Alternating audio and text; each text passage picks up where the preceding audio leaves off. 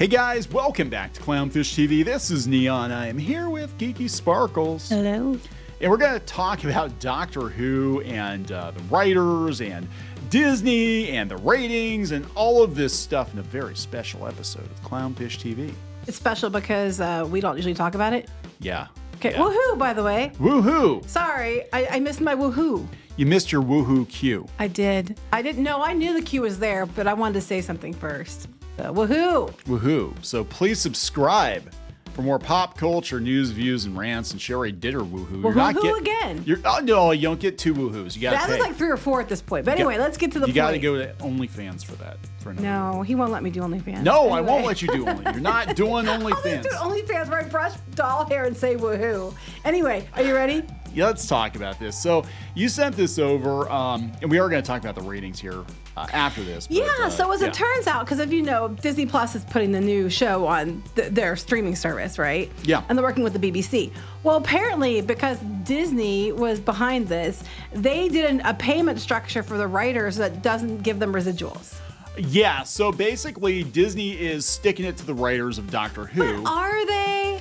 Well, I don't think that, because we're going to talk about that, because I don't think this season of Doctor Who is going to do very well. That's probably a better deal for them. I'm sure it probably is. Just like get the money up front, because I think you're not going to get it in residuals. We talked about this at length in the previous video about the return of Russell T Davies and David Tennant and Catherine Tate, and it's not going so well. A lot of Doctor Who fans very, very angry that they're using the 60th anniversary to effectively dress down one of the most popular doctors. Right.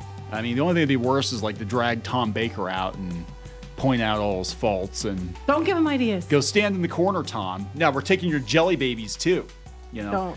So yeah, let's come from they're Deadline. Jelly boobies now. No, they're oh my God, they are. They're still jelly babies because you're male presenting and They're jelly babies, but all the boy ones, yeah, we picked them out of the bag. That's right. They're just female presenting jelly babies. Okay. So what's going on? I'm just trying to think of something. Let's look at this Deadline. Don't think too hard. Let's look at this Deadline article.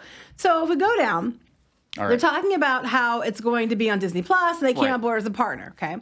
So it's currently celebrating its 60th anniversary, which they have destroyed, much like Disney has destroyed the 100th anniversary of the Walt Disney Company. I mean, Anyway, so they're talking about, they're saying that episodic writers are now being paid a large fee up front rather than a smaller fee plus residuals that they have been previously given on Doctor Who. And they're talking about how it's aired 900 episodes over 6 decades and all this other stuff. But they said that the contracts were freely negotiated and agreed with writers and their agents.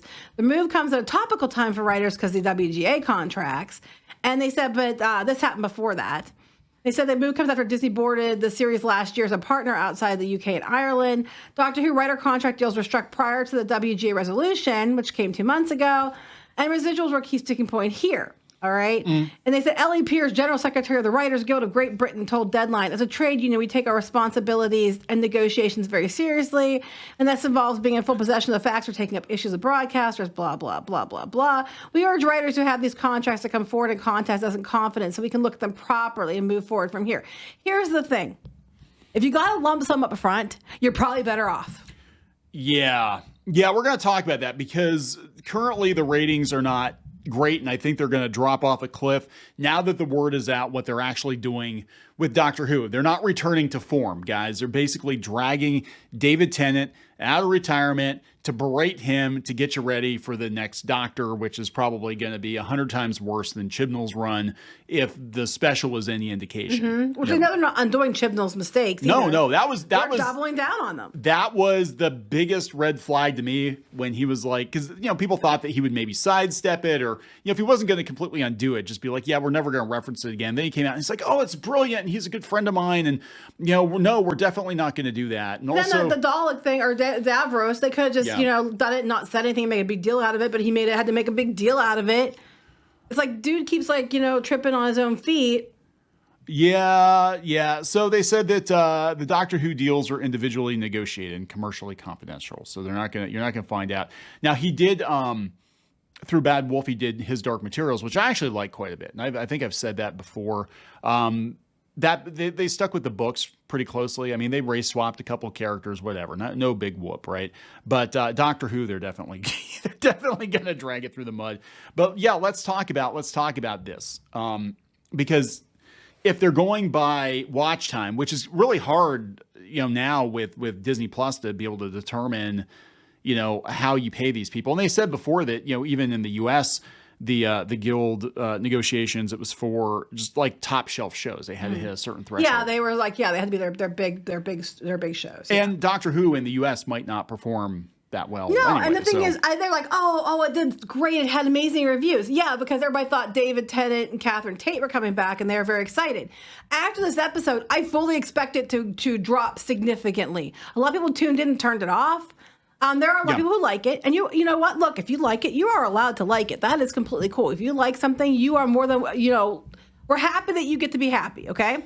I wish I could be happy. Right. I can't be happy The majority of people, from what I've seen, were not fans of this episode. The reviews were not great, unless you were like, even critical scores. I don't think were they. Well, no, they had like 2 critical reviews and they were 100% because they, of course, they were.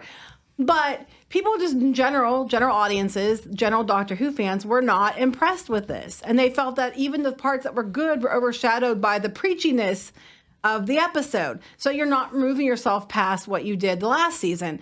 And I think that with writers, they're better to get a lump sum up front, because if residuals are based on watch time or based on how many times it's reshown or whatever, I don't think you're going to get it with this one. No. This is according to Cosmic Book News, which we actually brought up the other day. We said that the ratings for a David Tennant episode were not great. No. They were like 5 or 6 million. Worst of his career. And look, this is how decimated Doctor Who viewership, has become, because look at what happened when they brought Jodie Whittaker back on. They had like 10 or 11 million people turn in, probably because of the novelty of there being a female Doctor for the first time. It was, and then it dropped off a cliff. As soon as people realized the show sucked, it was like, we're I don't even out. think it was because it was a she. I think it was because the writing shit, and the villains were just like, Orange Man bad. That was the villains. And when they weren't at a cafe chatting the whole time about their problems and feelings. It's like, that was why. They did not feel like Doctor Who. If they let her be Doctor Who, that would be different. But they didn't, so it fell off a cliff. Yeah, now he's not, I don't know if he's showing normally David Tennant during the heyday of Doctor Who, I mean, it was like 10, 11, 12 million people watching from my understanding on average. 60th anniversary special saw only 5.08 million viewers tune in, which is marginally better than Whittaker's run. She was usually 3 to 4 million. There were some that were down like 2 million. Right. So, I mean, it's up from the last time, but it's nowhere near. I mean, they were expecting a boost because that's what they were trying to do. They were trying to get people interested back in the show before they start this next season. So they threw this together, made them come back and all this other shit to try to bring fans back for the new guy. Like, oh, look, you'll like this one, I promise. But if you didn't like her, I don't think you're going to like him. Because it sounds like it's going to be more of the same. But now they're going to have a bigger budget because of Disney, and, but you're still going to get the villains, because if the villain makes somebody feel bad or potentially can make somebody feel bad, they're going to change the villain. Yeah, I mean, the fact that they're changing Davros after all these years, and they could have honestly something like that. They could have made the change to Davros without making a big deal about it. You could have just said, behind the scenes, been like, we feel bad about it. Or people were questioning it, which they weren't. If they were like asking, like, why? Well, that's different. People, then they could have said it. But they weren't. It was pretty evident in the skit that it was like, okay, this is Davros from before the chair. And we've shown him younger before. They showed him as a child during Peter Capaldi's run, so he could walk, and he was like basically he wasn't a mutant, he wasn't a cyborg, he was a normal human back then, or K-led. And they could have just said, okay, that's it. That was the on-screen explanation. Then if anybody asked him behind the scenes at a convention or something, said, yeah, we felt kind of bad about having him in the wheelchair all the time, given this is a trope and blah blah blah blah blah blah blah. But you did not have to make it like a focal point. That shows right there. People talk about, and McGloin in this article talks about the message. That shows that this show is going to be a vehicle for the quote-unquote message, because it should not have been that big of a deal. When you make it a big deal like that, and you want media attention, and you want fist bumps and high fives. That's what it is. We want to normalize. No, you don't. Normalize means you don't make a big deal about it. You just accept it as normal. But that's not what you want. You want all the high fives and the accolades and the slay queen slays and all that. And here's the thing. It's like, you're just turning off the average Doctor Who fan, not because your story's bad, but because you're so pushy with it. Most people, it's always been diverse. People don't think it twice about it. They're like, oh yeah, okay. Because it's always been, like, it's always been diverse and political, at least somewhat, but it wasn't like ham-fisted and rammed down your throat. It was just like, in passing, here's the message. I get what you're doing there. That's clever. And I like the episode. And if I wanted to learn from it, I can. If I don't, you're not preaching to me. That was great. That's not what it is now. Star Trek did it for decades, and sometimes Star Trek actually, a lot of times, Star Trek let the viewer make up their own minds. They would present two sides of an argument. You know, and sometimes they would even play devil's advocate and be like, yeah, this is morally ambiguous, but you can understand why they're doing what they're doing. Right. Because they really have no other choice or whatever. Exactly. And now it's just you don't get to make an opinion or have a thought. If you don't like it, you're a bigot. I think Russell T Davies is out there going around harassing people on Twitter or X or whatever the hell they're calling it now. Somebody told me one time, and it's been years, but apparently he's aware of who we are and he doesn't like us very much, which is really unfortunate. Well, kiss my ass, because I used to like you a lot. I did. I loved Russell T Davies. I used to watch it. We used to watch everything. Used to watch Torchwood. Used to watch Sarah Jane Chronicles. Yeah, that goes against the narrative. The narrative is we're hateful people because we don't like his new stuff. And it's like, look, I get Chibnall's your friend, but just because he's your friend doesn't mean you have to double down on stupidity. I would have, if it were me and he were my friend, I'd be like, I would have let him make the mistake in the first place. I would pull him aside and been like, dude, this is not going to go the way you think it's going to go. Do not do it. But then beyond that, I'd be like, okay, fine. We will just completely ignore. We're not going to say it didn't happen, but we're just going to dance around it. And we're going to be like, you know what? Yeah, let's just not go there and somebody else. It was a prank by the master or something like that. That makes the most sense, actually. And you could have done being that. the master manipulating the doctor, that's a master manipulator right there. Anyway, no. I'm just like, there were so many things they could have done. I didn't know he doesn't like us, and that's okay because, that's just sad because until recently we liked you. But now this is what's sad about it too, because now you're seeing the disdain that a lot of these showrunners, these writers have for their audience and anyone that's critical, and even people that aren't critical. I've seen, look, we've been in green rooms at conventions. I see how some of these people actually talk about their fans, I mean, I'm just saying, like, it becomes like, oh my God, I gotta go. Like that William Shatner skit on SNL where he's like, hey, would y'all get a life? That's actually pretty accurate. Yeah. For some of these, not everybody, there are some people that are really awesome. I'm not going to say who. Yeah, but there are. No pun intended. Doctor Who. There are, some people that are really, really fantastic with their fans. They love there are some people that act fantastic with their fans to their faces. Yeah, because they want your money. They want you to spend $100 to get their autograph or whatever. But the reality is if they could be doing literally anything else, they'd be doing it. I'm just like, I don't know. But back to the main point of the video, which turned out to be this instead. The residuals issue. Apparently, they didn't get like a normal, they usually get paid with residuals for the episodes. Yes. But because it's on Disney Plus and Disney's the partner and that's why the budget went up and everything else, Disney, because this ties into like Bob Iger being really against a lot of the stuff and the studios, didn't want to do more residuals with the writers. And it ties into that. But the flip side is this might actually be better for those writers because I don't think that they're going to be getting residuals like they used to off these episodes. No, I think take the money and run, basically, because I think this is going to be a disaster.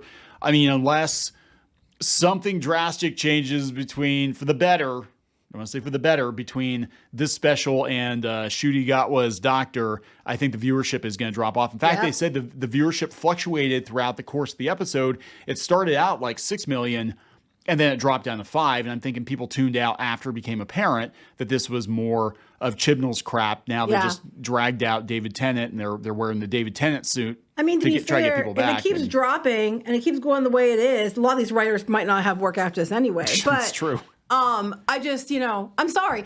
People, it's not just because we hate it and we're bad people. The numbers are what speak and the facts are what matter. And just because you don't like the truth doesn't mean it's negativity. Doesn't mean it's a lie. It's the truth. People just didn't like it. And they're tired of the agenda shit. And they're over it. And I'm sorry if you don't like that. Doesn't make them bigots. Doesn't mean they're against anybody who identifies differently at all. It just means that can't we just watch a show and I don't care if I don't care if, Rose Noble is trans. I don't really care. I just wanted a good show, and it was like most of a good show, and then a bunch of agenda shit shoved in. It's like, tell me that, okay, Rose is trans, cool. I mean, honestly, you can figure it out within 2 seconds anyway. But Rose is trans, cool, moving on. That's all you had to do. Yeah, what's so weird about that in that episode, I guess they did name her in the episode, and some people were actually kind of upset that they did that. But they do that, but you can't show Davros in a wheelchair. People were mad. People were mad that they were mad about other things too. Like they thought it was some of the things they were talking about with representation and gender identity and things like that was insulting because not because you're against trans people, but because the way they worded it, it's like, well, that's kind of insulting to this group or that group. You know what I mean? So you step over yourself anyway. Well, you insult somebody. You're never going to not insult somebody. Anytime you try to pander, you're gonna, because you're going after people that feel misrepresented, that feel like they're outcast in society, and a lot of times they're a lot more demanding. So what's going to happen is you're going to never enough. It's never enough is basically what I'm saying. And two, people are pointing out the Doctor, who's been around for thousands of years and been several different people over the course of his, her, they, them's, whatever it is now, career, and seen all kinds of aliens with all kinds of gender identities. The Doctor's going to struggle with pronouns, or you know what I'm saying? That's what he said. He wouldn't. He already know this stuff. He wouldn't, and that's he, she, they, them. That's because he's male presenting. It's because he's male presenting, and when you grow a dick, your brain falls out. Apparently. What happens. And apparently, if you gain boobs, you suddenly get smarter. Look.